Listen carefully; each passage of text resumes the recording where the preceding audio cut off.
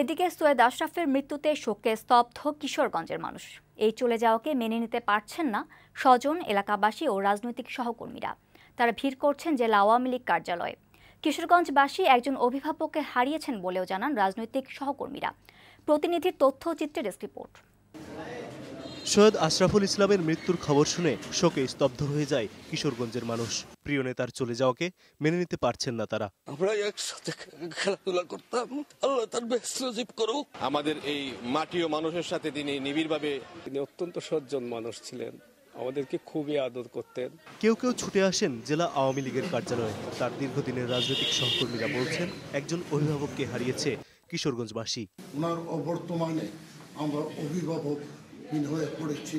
ওনার আদর্শকে বুকে ধারণ করে যেন আমরা চলতে পারি আগামী দিনে। সকলেই এমনভাবে মর্মাহত যে এই সুখ বইবার মতো ক্ষমতা কর্মীদের নেই। কিশোরগঞ্জে যেন সৈয়দ আশরাফুল ইসলামকে সমাহিত করা হয় সে দাবিও জানিয়েছেন তারা। ডেস্ক রিপোর্ট, বৈশাখী সংবাদ।